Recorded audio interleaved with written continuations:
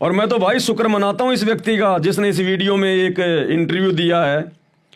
ये भाई साहब अगर आप इनको जानते हो तो ये बहुत महान आत्मा है। इसको छोटा मोटा मत समझना आप। आज आपका भाई पवन दास जो परमात्मा के आशीर्वाद से इस काल से टक्कर ले रहा है पिछले 10 साल से, इस व्यक्ति की मेहरबानी है। अगर ये व्यक्ति जयपुर में ना आता, मेरे घर पे ना आता, अगर 4-5 दिन मेरे घर पे ना रुकता, ये सन 2016 में या 15 में, ये पवन दास आज इतना दृढ़ नहीं हो पाता। इस व्यक्ति ने आके, इसका नाम है डॉक्टर संदीप, गुड़गांव वाला, दांतों का डॉक्टर है ये। धनाना आश्रम में वर्तमान में कैंप लगाता है ये डॉक्टर संदीप। छोटी मोटी हस्ती नहीं है ये। इसकी धर्मपत्नी सुनीता, एडवोकेट सुनीता, गुरुजी के मुकदमे लड़ रही है। छोटी मोटी चीज नहीं हो, ध्यान रख लेना। ये दोनों मेरे घर पे आए थे मियां बीबी, और मुझे इन्होंने इतना दृढ़ कर दिया। गुरुजी के भाई की सच्चाई, गुरुजी के भाई का पाखंड, गुरुजी के भाई का अज्ञान, गुरुजी के भाई की धोखाधड़ी, गुरुजी का परिवार और महेंद्र का परिवार आपस में कितना कुत्ते की तरह लड़ते हैं। वो मुझे रिकॉर्डिंग तक सुनाई डॉक्टर संदीप जी ने कि पवन दास देख ले गुरुजी के परिवार की हकीकत। महेंद्र के परिवार को तो बड़ी खुशी है कि गुरुजी जेल में चले गए। इस बंदे ने मेरे को पूरी हकीकत विद प्रमाण, विद सबूतों के साथ में बताई। नहीं, मैं तो कुछ भी नहीं जानता था मैनेजमेंट के बारे में। उस समय तक तो मुझे पता ही नहीं था कुछ ज्यादा। और ये डॉक्टर संदीप, उत्तर प्रदेश का स्टेट कोऑर्डिनेटर संजीव हुड्डा, और भी बहुत सारे लोग, 10, 15, 20 भगत हम हिसार में मीटिंग किया करते थे 2016 में, जब गुरुजी की तारीखों पे जाते थे। यही डॉक्टर संदीप और संजीव हुड्डा, उत्तर प्रदेश का स्टेट कोऑर्डिनेटर, हिसार में भक्तों के घर पर मीटिंग करते थे कि वो महेंद्र भगोड़ा कहाँ छुपा हुआ है, हरामखोर। ऐसी ऐसी बातें, ऐसी ऐसी गालियां निकाल के ये लोग। उस समय इसके घर पे नामदान सेंटर था गुड़गांव में, डॉक्टर संदीप के घर पे। और उस समय इन लोगों ने अभियान चला रखा था कि वो हरामखोर महेंद्र कहाँ छुपा हुआ है, वो सामने क्यों नहीं आता। हमारे गुरुजी को जो है वो फंसा के भाग गया बरवाला कांड में। और वो ये डॉक्टर संदीप और संजीव हुड्डा तो यहां तक कहा करते थे कि एक बार अगर वो मिल जाए भगोड़ा महेंद्र, तो उसकी ऐसी पिटाई करेंगे, उसकी ऐसी पिटाई करेंगे, वो याद रखेगा। तो मुझ पवन दास को तो पूरी हिम्मत मेरे इन बड़े भाइयों ने दी है। ये हैं वो महान हस्तियां। अब ठीक है, इनके कोई माड़े संस्कार आ गए, ये लोग दबाव में आ गए, डर गए, इसलिए इन्होंने मैनेजमेंट की अधीनता स्वीकार कर ली, मैनेजमेंट की चापलूसी स्वीकार कर ली। इनको छोटा मोटा कोई पद दे दिया गया। अब इतनी इनकी औकात है, लोभ लालच में आ गए ये। अब कुत्ते को 2 रोटी के टुकड़े डाल दो, उसकी इतनी औकात होती है, पूंछ हिलाने लग जाएगा। लेकिन शेर को भैया रोटी क्या, चाहे तुम पूरा, चाहे 20 किलो अनाज डाल दो, पूंछ नहीं हिलाएगा। तो पवन दास ने पूंछ तो हिलाई नहीं, और ये भाई साहब पूंछ पांच हिला कर वापस मैनेजमेंट में चले गए। तो ये हैं वो लोग जिन्होंने मुझे पूरी सच्चाई बताई, पूरी गुरुजी के परिवार की, गुरुजी के बेटों की, महेंद्र का व्यवहार। इसने बताया मुझे कि गुरुजी का भाई महेंद्र एक बार मेरे घर पे आ गया गुड़गांव में नामदान केंद्र पे, जब वो भगोड़ा बन के घूम रहा था। तो मेरे घर वालों ने भोजन बनाया, तो मेरी पत्नी सुनीता ने पहले उसने सब्जी डाल दी, और थाली में सब्जी डाल के महेंद्र भगत जी के सामने रख दी। और रोटी बनाने में थोड़ा सा 2 मिनट की देरी हो गई, तो पहले मैं सब्जी रख के आ गया। फिर जैसे मैं रोटी लेके गया तो महेंद्र ने थाली को हाथ से दूर फेंक दिया। क्या कर रहा, बोले मजाक कर रहा है क्या, इतनी देर में लाते हैं रोटी, ये सब्जी तो ठंडी हो गई। बोला महेंद्र ने फेंक के मारी वो थाली। इस भाई ने बताई मुझे। मैं पवन दास जो भी बातें बता रहा हूं, अगर मेरी एक भी बात में जरा भी झूठ हो कि मुझे ऐसा इसने नहीं बताया हो, तो मेरी सारी की सारी भक्ति डॉक्टर संदीप के पास चली जाए, मैं संकल्प करता हूं। अगर मेरी बात में जरा भी झूठ हो तो इसार की मीटिंग में डॉक्टर संजीव हुड्डा, ये संदीप डॉक्टर और भी बड़े बड़े लोग जिनका नाम बताऊंगा तो आप सोचोगे यार ये लोग भी थे। महेंद्र के बारे में कहा करते थे कि महेंद्र भगोड़ा एक बार मिल जाए हरामखोर की ऐसी पिटाई करेंगे उसकी 7 पुश्तें याद रखेंगी, क्योंकि सारे लोग गुरुजी के भाई के काले कारनामे जानते हैं। लेकिन बाद में डर के मारे, क्योंकि रहना हमें भी हरियाणा में और गुरुजी का परिवार तो गुंडा है, तो डर के मारे ये कुत्ते की तरह पूछ हिलाने लग गए फिर उनके आगे। और आज ये मुझ पवन दास के खिलाफ इंटरव्यू दे रहा है। मैं कह रहा हूं कौन से नरक में जाएंगे, कौन से नरक में जाएंगे ये। ऐसे आदमी की पैरवी कर रहे हैं जिस आदमी को नरक में ठिकाना नहीं मिलेगा। महेंद्र को नरक में ठिकाना। ये अपने इंटरव्यू में कह रहे हैं कि महेंद्र जी जैसा भगत नहीं, महेंद्र जैसा काल का एजेंट नहीं कोई धरती पे, महेंद्र जैसा कोई दुष्ट नहीं कोई भक्ति कोई यहां पर कोई धरती पर। आज बहुत सारे नए भाई बहन जुड़े होंगे इसलिए आपको दिखाऊंगा उनकी वो बातें। हम क्या समझते हैं अपने गुरुजी को भक्तों? सीधा सा ये जवाब आएगा जो समर्पित भगत होंगे कि हमारे गुरुजी तो परमात्मा है, स्वयं परमेश्वर हैं, अल्लाहु कबीर। अब मैं आपको गुरुजी के भाई की एक ऑडियो सुनाता हूं। गुरुजी के भाई की आपको मैं एक ऑडियो सुनाता हूं। मुझ पवन दास से बातचीत हुई है। महेंद्र,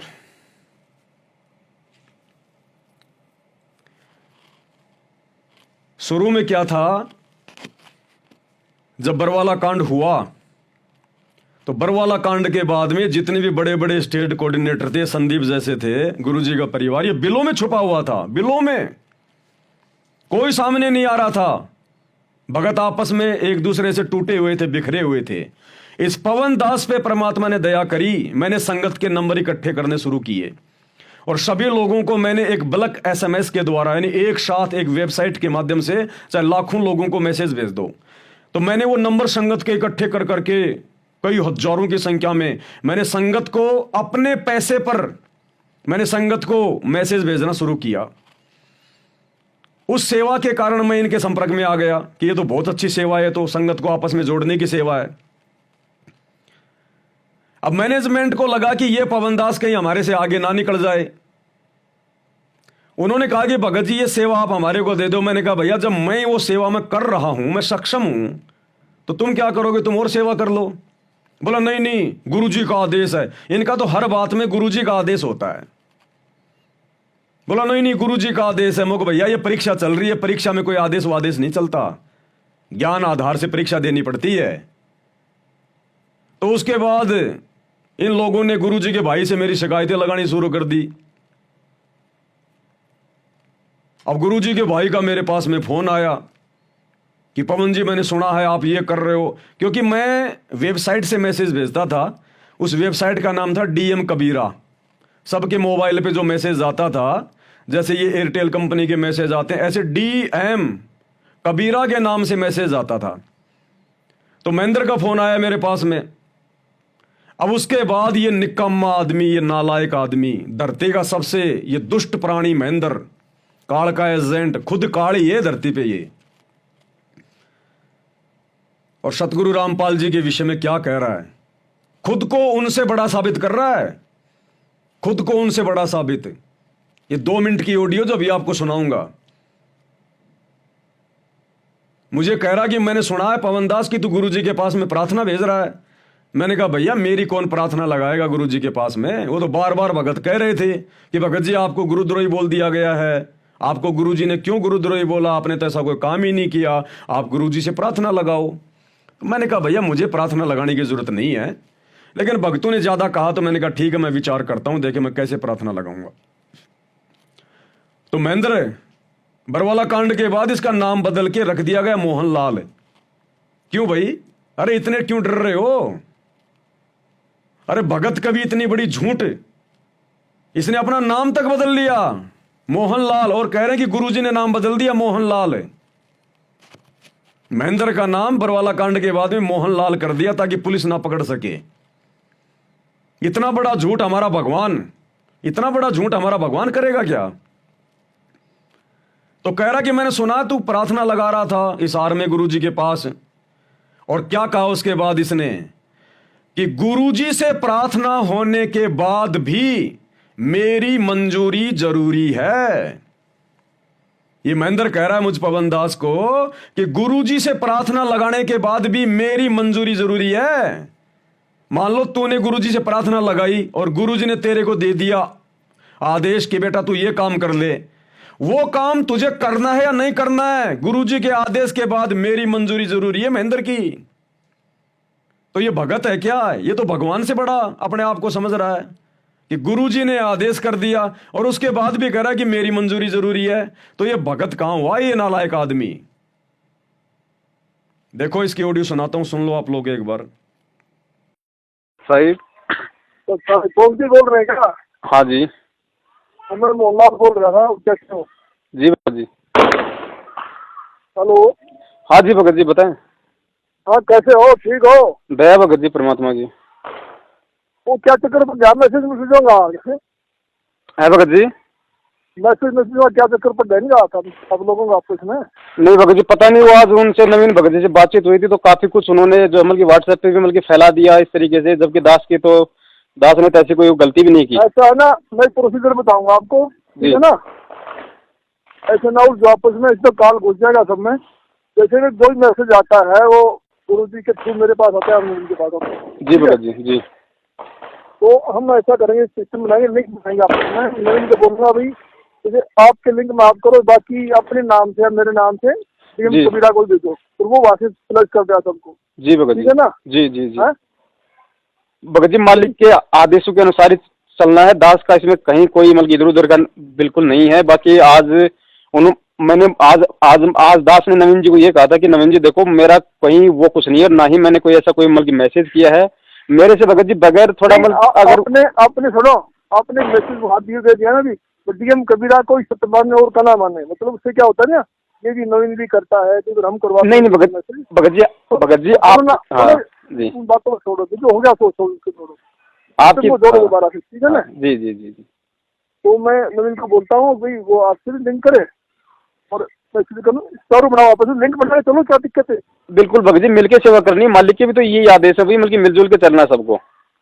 हाँ है ना? ना ऐसा नहीं ना जैसे आप कहते हो, मैंने सुना था आपका व्हाट्सएप का वो रिकॉर्डिंग है जी। मैं शनिवार को दोबारा प्रार्थना कराऊंगा, प्रार्थना के बाद भी मेरी मंजूरी जरूरी है, किसी प्रकार की प्रार्थना है वो गुरु जी का आदेश है। क्या कह रहा है कि मैंने सुना था कि आप प्रार्थना लगाओगे, प्रार्थना होने के बाद भी मेरी मंजूरी जरूरी है, चाहे किसी भी प्रकार की प्रार्थना हो।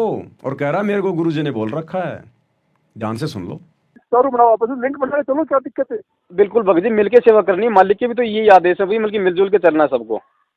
हाँ है ना? ना ऐसा नहीं ना जैसे आप कहते हो, मैंने सुना था आपका व्हाट्सएप का वो रिकॉर्डिंग है जी। मैं शनिवार को दोबारा प्रार्थना कराऊंगा, प्रार्थना के बाद भी मेरी मंजूरी जरूरी है, किसी प्रकार की प्रार्थना है वो गुरु जी का आदेश है, मेरे से सैकड़ों प्रार्थना होगी भगत तो फाइनल। भगत जी दास मतलब कहाँ बताओ, है इससे बड़ा धरती पे कोई नीच, कोई दुष्ट, कोई नालायक है, कोई पापकर्मी प्राणी? क्या समझ रखा इसने अपने गुरुजी को? अपना भाई भी नहीं मान रखा इसने। अरे आम समाज में अगर बड़ा भाई कोई आदेश दे दे, छोटा भाई उसके ऊपर आदेश नहीं देता। और सतगुरु रामपाल जी तो इसका गुरु भी है, इसका भगवान भी है, इसका भाई भी है, और फिर भी क्या कह रहा है कि गुरुजी से प्रार्थना होने के बाद भी मेरी मंजूरी जरूरी है, चाहे किसी भी प्रकार की प्रार्थना क्यों ना हो। यानी गुरु ने अगर आदेश दे दिया तो उस आदेश को नहीं मानना। मैं महेंद्र आदेश दूंगा, फिर तूने गुरुजी का आदेश मानना है कि नहीं मानना है वो मान्य होगा। है कोई इससे बड़ा कोई काल का एजेंट कोई धरती पे? और कैसे फिर, और क्या पहचान होती है काल एजेंटों की? सिर पे कोई सींग थोड़ी होंगे जब तुम्हें पता चलेगा। ये हकीकत है गुरुजी के परिवार की। गुरु मानुष कर जानते वो नर कहिए अंध, ओवें दुखी संसार में आगे काल के फंद। ये तुम्हारी आंखों के सामने, क्या सुनना चाहोगे और इससे ज्यादा?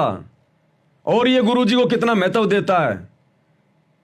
आज हमें पता है कि हमारे गुरुजी परमात्मा है, परमेश्वर हैं, और हमारे गुरुजी के मुख कमल से निकली हुई प्रत्येक बात, हमारे गुरुदेव के मुख कमल से निकली हुई प्रत्येक बात पत्थर की लकीर है, पत्थर की लकीर। और ये महेंद्र क्या कह रहा है, नहीं नहीं गुरुजी ने तो ऐसे बोल दिया, उसमें कोई सच्चाई नहीं है। मतलब गुरुजी ने ऐसे ही बोल दिया, गुरुजी ने कोई बात बोल दी, उसमें कोई सच्चाई नहीं है। जब बरवाला कांड के बाद में इन काल के दूतों की, गुरुजी के परिवार वालों की ये सच्चाई, ये पाखंड जब संगत के सामने आने लगी, तो उत्तराखंड के रुड़की से एक प्रदीप भगत जी हैं, डॉक्टर, आज भी वो सत्सेवक हैं, साथ संगति से जुड़े हुए हैं। उन्होंने भक्तों को समझाना शुरू किया, एक वीडियो दिखा दिखा के, गुरुजी का वो इंटरव्यू जिसमें गुरुदेव भगवान ने कहा था, बरवाला कांड के बाद बरवाला आश्रम से बाहर निकलते हुए, कि भाई ये राष्ट्रीय समाज सेवा समिति मेरी नहीं है, मैंने कोई कमांडो नहीं बना रखे थे।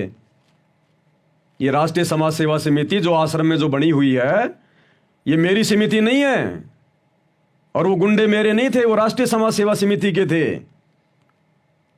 तो इस बात को लेकर इस मोहनलाल ने, इस महेंद्र ने उस प्रदीप भगत के पास फोन किया और कहा कि प्रदीप भगत जी, आप जो ये वीडियो दिखा रहे हो ना संगत को, जिसमें गुरुजी कह रहे हैं कि ये आरएसएस मेरी नहीं है, ये कमांडो मेरे नहीं है,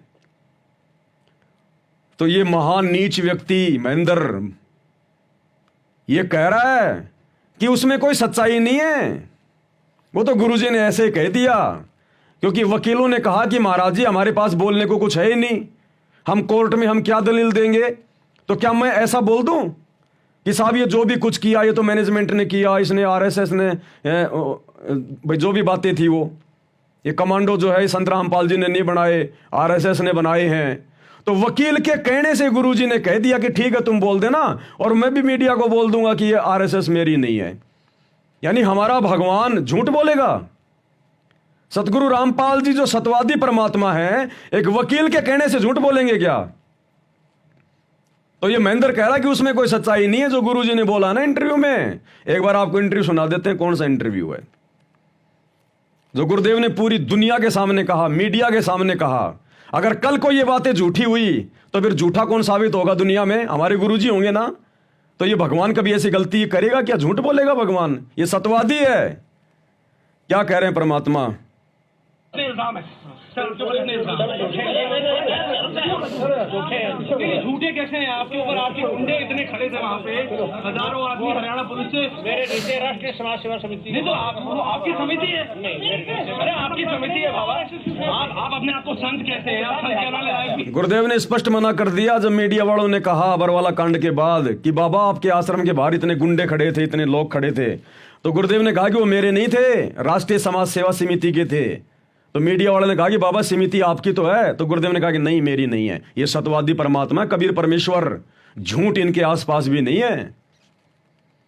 इस वीडियो को लेकर इस महेंद्र ने, इस मोहनलाल ने उस प्रदीप से कहा कि आप जो वीडियो लोगों को दिखा रहे हो ना, उसमें कोई सच्चाई नहीं है। वो तो गुरुजी ने ऐसे ही बोल दिया, उसमें कोई सच्चाई नहीं है। बताओ, इनको तो ऐसे लग रहे हैं हमारे गुरुजी, इनको तो मक्खी मच्छर की तरह लग रहे हैं गुरुजी कि वो तो ऐसे बोल दिया गुरुजी ने। फिर तो सृष्टि रचना भी गुरुजी ने ऐसे बोल दी होगी, कोई सच्चाई थोड़ी है इसमें। अब सुनिएगा उसकी ऑडियो, वो प्रदीप के साथ में इसने खुद फोन किया कि ये तो सच्चाई संगत में जा रही है, भांडा फोड़ हो जाएगा। तो खुद इस महेंद्र उर्फ मोहनलाल ने, पुलिस के डर के मारे इसने अपना नाम बदल लिया था इस भगोड़े ने, मोहनलाल। सुनिएगा। हेलो। हाँ प्रदीप जी। हेलो प्रदीप जी। साहब जी। फोन क्यों काटा भैया? अजी नहीं काट रही, फोन नहीं काट रहे, तो कट रहा है, अपना रेंज कम है कुछ। अच्छा, मैं मोहनलाल बोल रहा था। हाँ जी साहब जी। और कैसे हो? भजी डांस किया है। अच्छा, वैसे मैं आपसे मिलूंगा एक दिन, आगे ना टाइम निकाल के। अभी बड़ा बिजी है। एक अपना एक वीडियो डाल दिया ना। है जी। एक वीडियो डाल दिया आपने गुरुजी के आज। हाँ जी। तो इसका क्या अर्थ है, मतलब क्या आपने क्या समझा इसको? समझा तो कुछ नहीं, जो मालिक कह रहे हैं जी उसमें, वो जो कह रहे हैं वो दिमाग मारी बात। ऐसा मैं बताऊंगा आपको। ये बताऊं, गुरुजी कहते हैं ना, सोच समझी मैं करूँ अपने जन के कार्य। हाँ। तो ये परमात्मा ने जानबूझ कैसे बोला है?